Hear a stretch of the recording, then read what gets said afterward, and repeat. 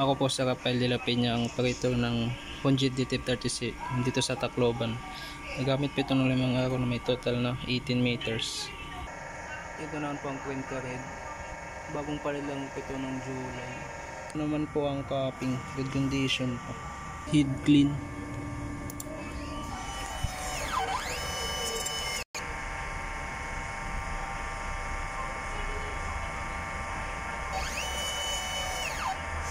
Ito head clean po, nasa ng wiper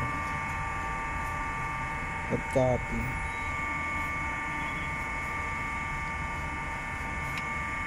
Nozzle test.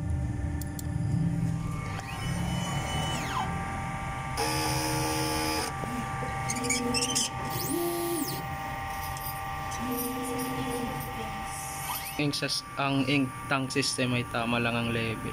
Yung palit ng damper ay nung July. Ang waste na nilinis ng isang araw. Ito naman po ang ABR.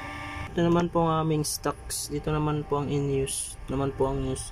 Bali wala na po aming stocks sa yan at white. Ito naman pong DT powder. Dito naman pong checklist. Kung nakalagay ang deal output lamang po. Thank you.